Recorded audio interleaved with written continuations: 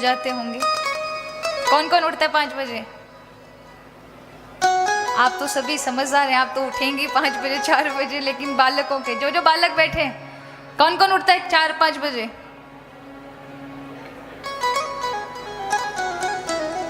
ये भाई लोग बैठे हैं, इनमें से कोई उठता है? आप उठते हैं 5 बजे?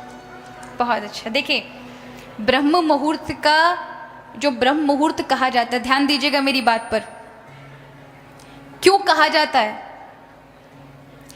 आप 7 बजे उठें, आप सूर्योदय के बाद उठें, बाद में उठें, ठीक है, एक उठने का विषय आपकी अपनी दिनचर्या है, लेकिन ब्रह्म मुहूर्त में उठने वाला व्यक्ति और उस समय उसकी निद्रा खुल जाए तो कहा जाता है कि ब्रह्म मुहूर्त एक ऐसा समय है जिस समय सारे के सारे भगवत भक्त, संत जन और जितने भी दृश्य अदृश्य शक्तियां होती हैं उस समय चेतनता में आती हैं। उस समय किया हुआ भगवत भजन, किए हुए अच्छे कार्य, किए हुए सोचे अच्छे वन के विचार, वो तुरंत सफल होते हैं, फलीभूत होते हैं। और कहते हैं उस समय भगवान नव चेतना बांटते हैं संसार को। जो ब्रह्म मुहूर्त में उठता है और ब्रह्म मुहूर्त में उठकर भगवत कार्य में, अच्छे सत्कार्यों में विचार करता है, मनन करता है, भगवत नाम लेता है, उसके जीवन में कभी व्याधि नहीं आ सकती। लेकिन जो महाराज उठेंगे 9-9, 10-10 बजे, क्या होगा? सूर्य भगवान जो प्रकाश के देवता है ना, वो नव चेतना देने के लिए प्रथम वेला में उपस्थित होते हैं और हम खाट पर पड़े रहते हैं, बेड पर चद्दर टांग करके। तो ठाकुर जी भी कहते हैं, वाह भैया, सोते रहो तुम, और फिर दिन के 12 बजे उठेंगे तो क्या होगा? वो जो चेतनता थी, वो चेतनता ऊर्जा आपको मिल नहीं पाएगी। ठीक है, आप कार्य करेंगे, हो सकता है बहुत सारे अच्छे अच्छे कार्य कर लें, लेकिन आपको एक उमंग नहीं होगी, एक उछाव नहीं होगा जीवन में। इसलिए ब्रह्म मुहूर्त कोई साधारण नहीं है, इसी में संत ऋषि जागते हैं, इसी में ही भगवत भक्त जागते हैं, इसी में ही अच्छे दान पुण्य सत्कर्म किए जाते हैं।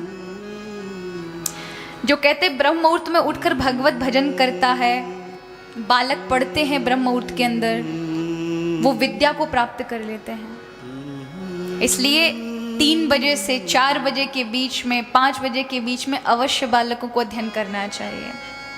ये समय होता है जिस समय आपको बुद्धि का विकास मिलता है, प्रकाश मिलता है, स्मृति बढ़ती है। और उस समय अगर आप सो रहे होंगे ना, तो ज़्यादा दिन नहीं बुद्धू बन जाओगे महाराज। यही समय है कि इस समय अगर आप पढ़ेंगे, अध्ययन करेंगे, भगवत भजन करेंगे, तो जो आप अपने मन में किसी भी प्रकार का भाव बना कर रखें, वो तुरंत उसमें सफल हो जाएंगे। इस दुनिया में कोई भी कार्य असफल नहीं हो सकता, लेकिन आपका किया हुआ नियम, याद रखिए भगवान को नियम बड़ा प्रिय है। कभी कभी क्या होता है, पूर्व में हम जब बालक थे तो नियम नहीं थे हमारे, अब हमारे नियम हो गए तो अब बहुत सारी चीजें देखनी पड़ती हैं।